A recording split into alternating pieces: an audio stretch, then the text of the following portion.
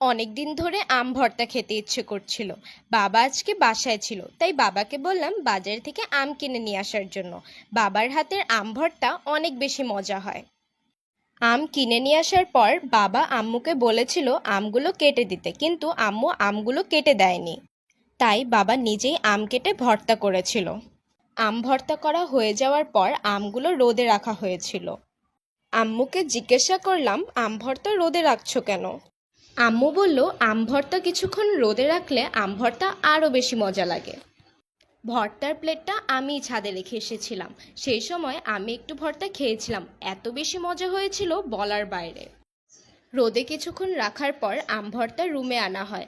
সবাইকে আম ভর্তা খাওয়ার জন্য ডাকা হয়েছিল।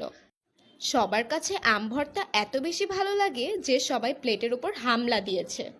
আম ভর্তা খাওয়ার জন্য আমি বড় চামচ নিয়ে বসেছিলাম। আমাদের কাছে আম ভর্তাটা অনেক বেশি মজা লেগেছিল। আপনাদের কাছে আজকের ভিডিওটি ভালো লাগলে অবশ্যই লাইক, কমেন্ট এবং শেয়ার করবেন।